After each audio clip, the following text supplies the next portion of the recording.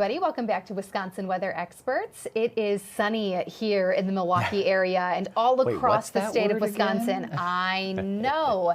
And I just hope that at the very least, it can take a small amount of stress off of everybody dealing with flooding, damage, and cleanup, because there's still so much that needs to happen in the next couple of days, but at least we don't have to worry about rain chances. And even if it elevates your mood, even a fraction of a percent, given everything a lot of folks are going through right now, then we are happy to have it. And it's been a while since not only have we been dry, but had actually blue skies, because even the smoke is leaving us alone today. Touch wood, right?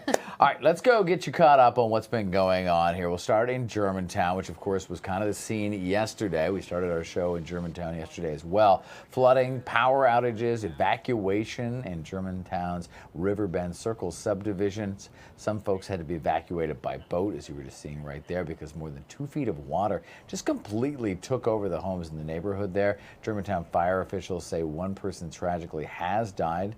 The cause of that death is yet to be confirmed, but the fire chief said it may likely be carbon monoxide poisoning from a generator running in a garage. Yeah, you have to be very careful with gas generators in the garage for sure. In the meantime, people living nearby are processing this situation.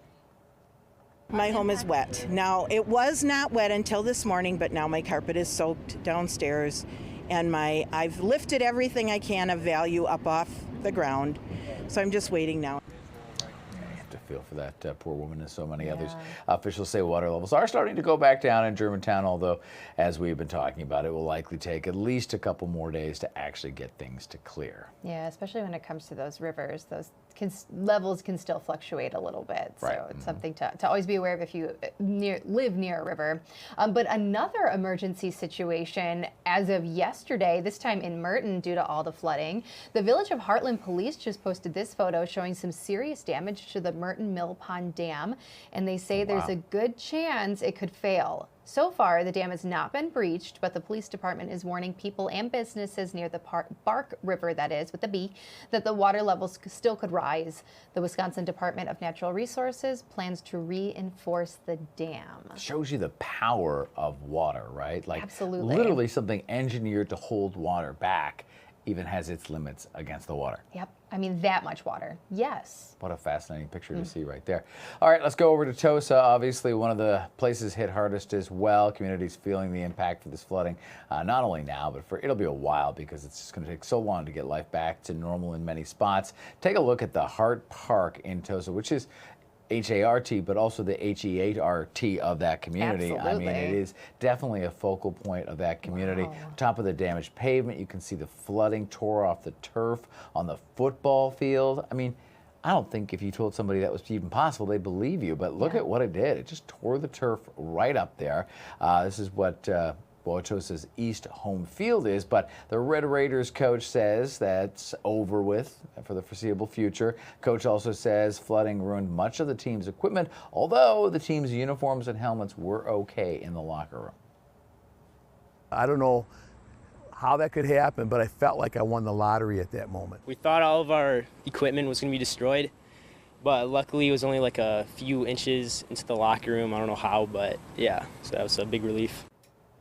Yeah, wow, it's happy to see there's some little, silver lining there. Coach says the Raiders will use the high school field for practices, but the team will host their home games at the rival Tosa West field. I mean, interesting way to cooperate there, given the situation, for sure. Absolutely. We wish both teams well in the upcoming season. I know this is just not what anybody could have wanted or anticipated. No, they should be worrying about, learning their plays and figuring out what their strategies are going to be going into the season. And just generally getting back into football shape after a summer, not worrying about the fact that their field is piled up in a corner. Right, because the water tore it all up. So we got to feel for that team for sure. But yeah, good for them for working together, figuring out a solution there. Students, teens, you guys are all resilient, so I'm sure you'll have a great season still. Well, more cleanup news, right? It's underway in Greenfield. held after, of course, the historic flooding impacts over the weekend. Piles of debris and items damaged in flooded basements lined the streets near 92nd and Allerton. Several people living here contacted us, as in Fox 6. They got a notification that they may have to pay a fee to have all of their items picked up from their front yard. The city of Greenfield tells us there was a disconnect in messaging, and that is not the case. The mayor says anyone who currently gets their trash collected by John's Disposal will get a free special pickup to remove items damaged in the flood. The city is asking people to be patient, though, during this process. And this wasn't done by negligence. This was a natural disaster.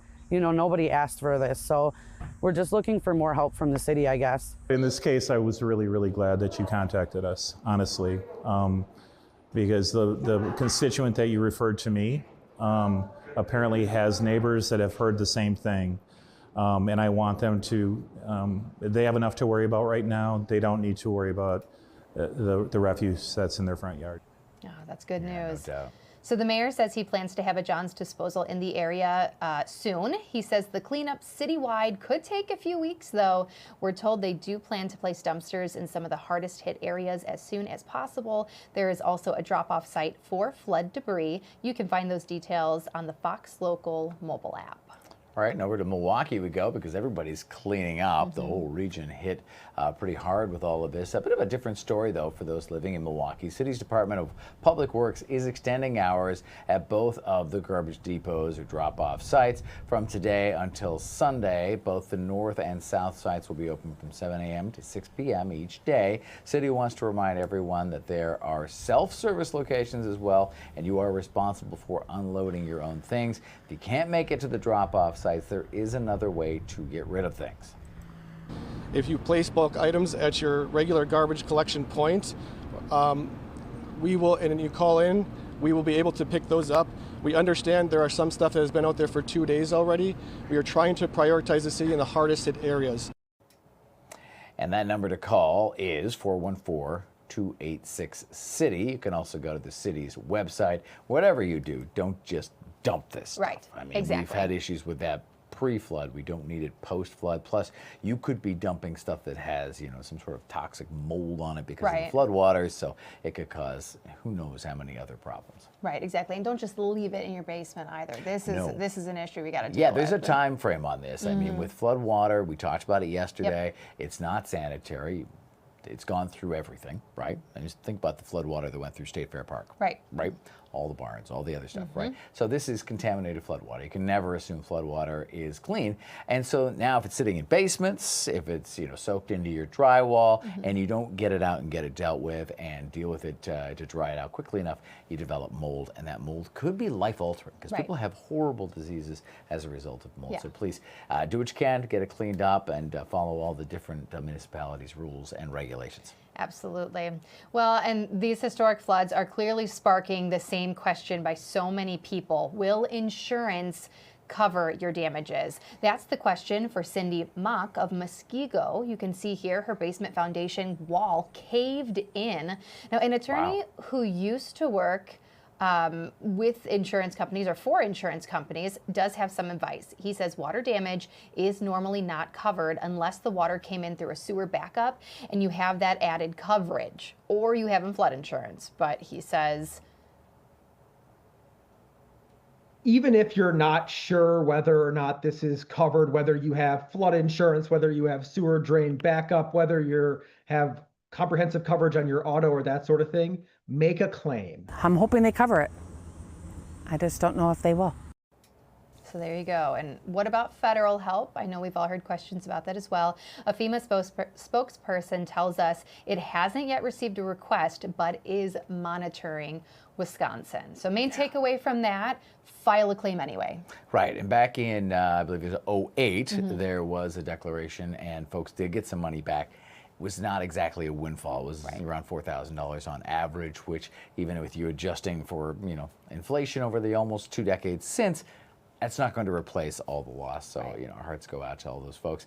And not only here at home, but flooding. Obviously we just finished talking, and we're still going to be talking about the Texas floods and all the aftermath of that. Alaska is now making flooding headlines as well. Residents of Juneau, Alaska, currently under evacuation warnings ahead of what could be a record surge of flood water there. All comes after a huge basin of rainwater and snowmelt from Alaska's Mendenhall Glacier started to release downstream toward the city. Flooding from the basin is becoming an annual concern. In recent years, floodwaters have swept away entire homes and damaged hundreds of others. Look at those pictures, though.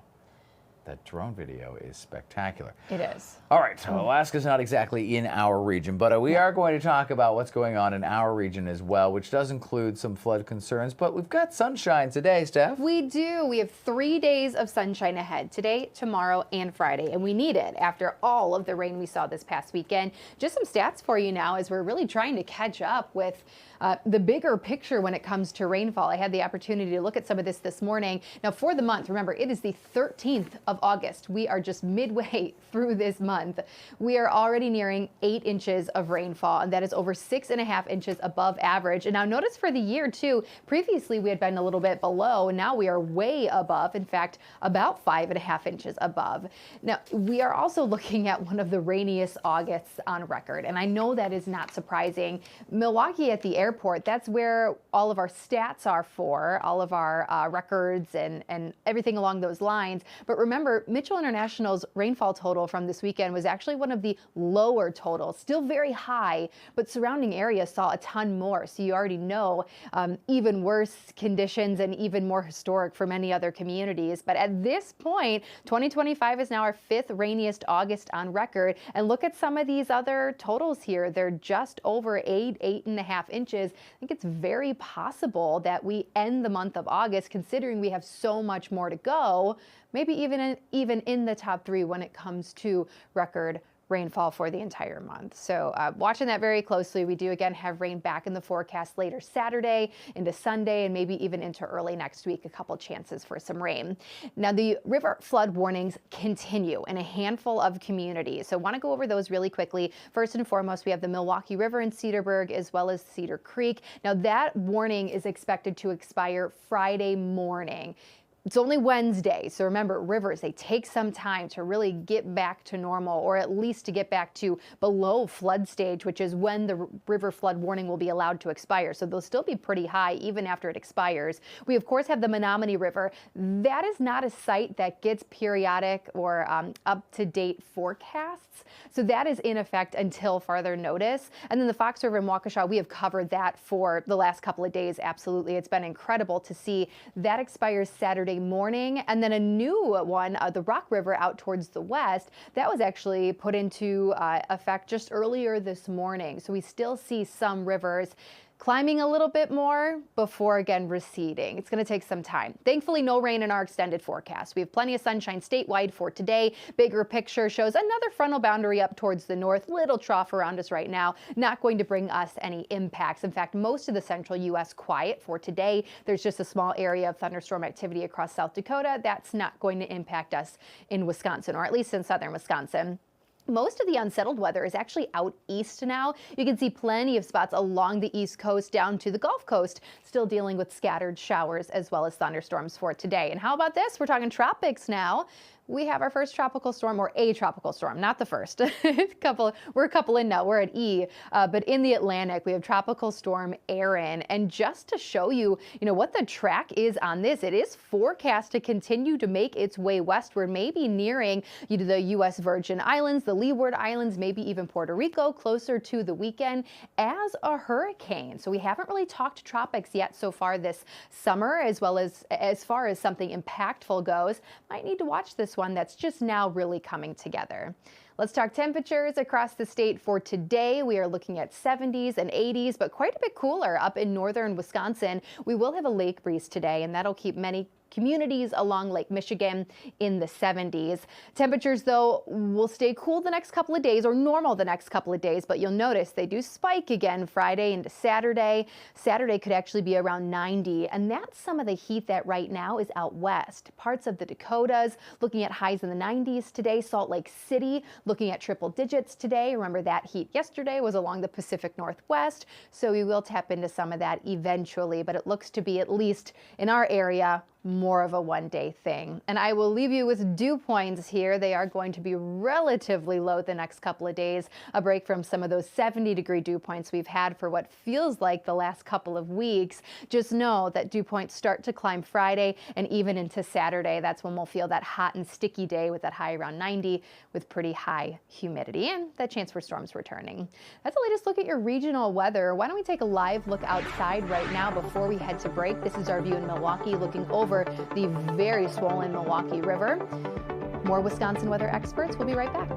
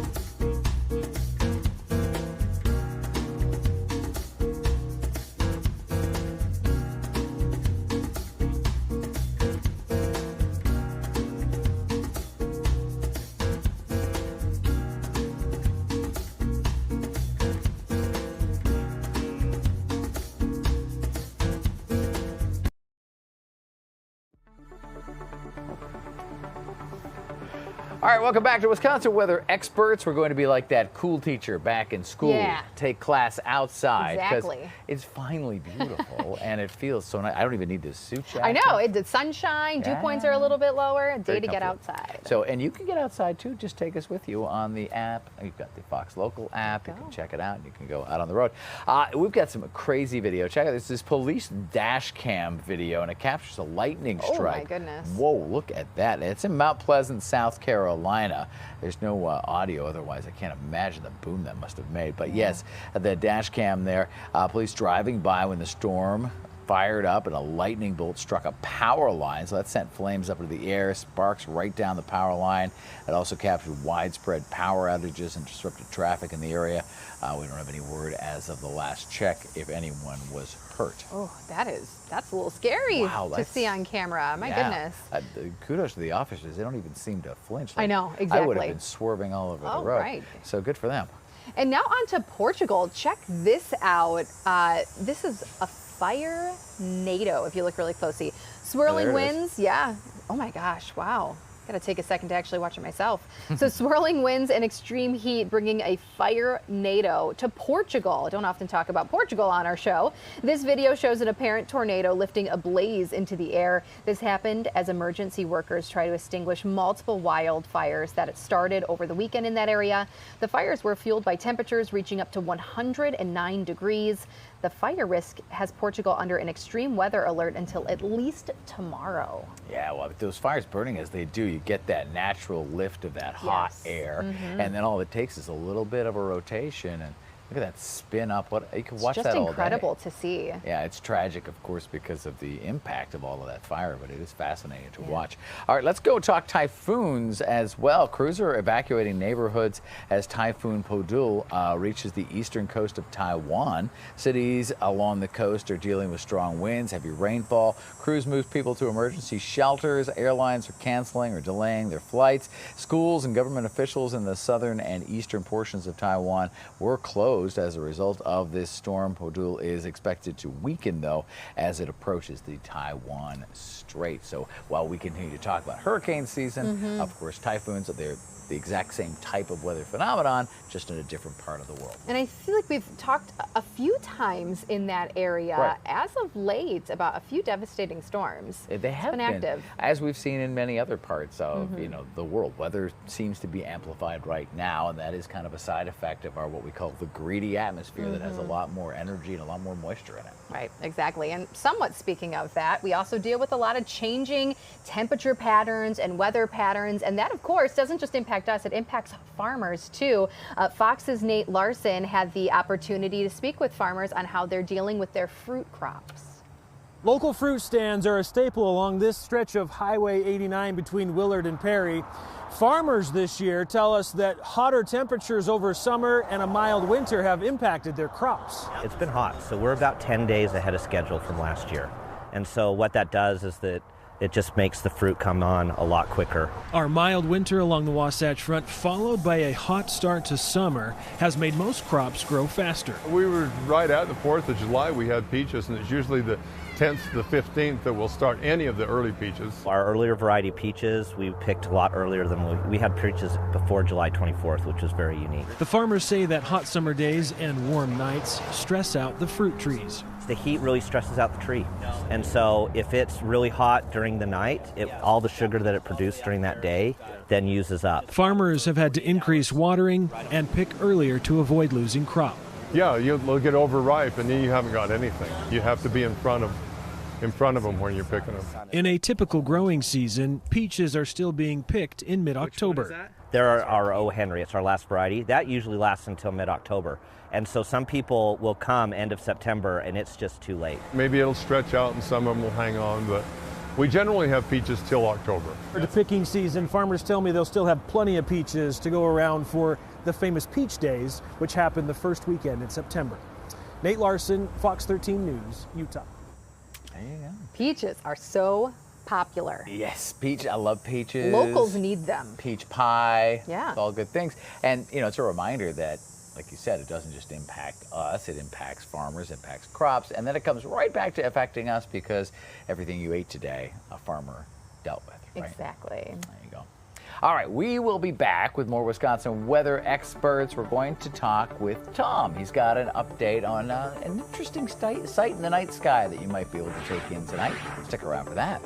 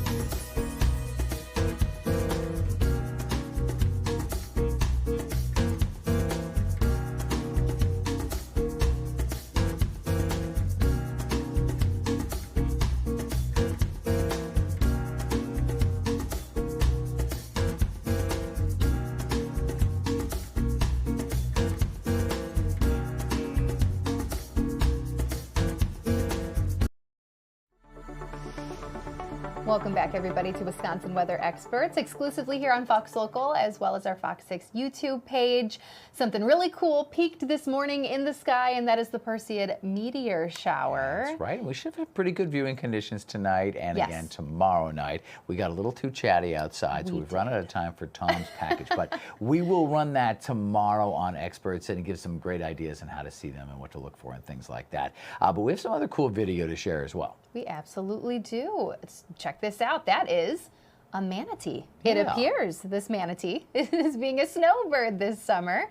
Scientists are trying to figure out why this manatee is off the coast of Massachusetts. That's pretty incredible. It's not where you typically see manatee. Oh, no, absolutely not. This is the first time one of the sea mammals has been seen this far north in nearly a decade. They say it currently does not need to be rescued, but they are ready to jump in if needed. Okay. Wow. A paddleboarder there must be like, I'm not real sure what to do or what's going on here. I would be so nervous. What if he just creeps up to the surface a little bit and wiggles your board? Yeah, that's exactly. I'd be nervous too. All right, well, let's talk about the Farmer's Almanac. Now, as meteorologists, sometimes we like to poke a little fun here, but everybody likes a good little weather folklore now and again. Their winter forecast is out, and they're expecting a frigid and snowy winter this year. Really? Yeah. So the season begins with the winter solstice on December 21st, the one they use. We have meteorological winter, they have the almanac winter, and of course there's astronomical winter.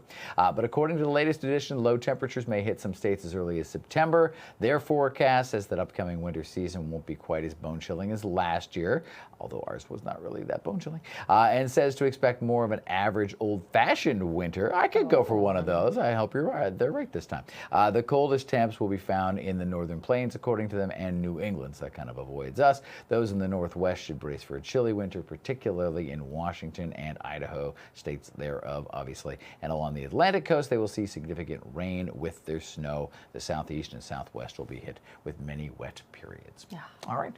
There you go. Like winter. Check out the almanac. It's, if, you know, maybe the forecasting isn't quite up to what we like from a scientific point of view, but they do have great information. They do. So check them out. Check us out again tomorrow. We'll get you that Perseid story. I'm sorry about the time.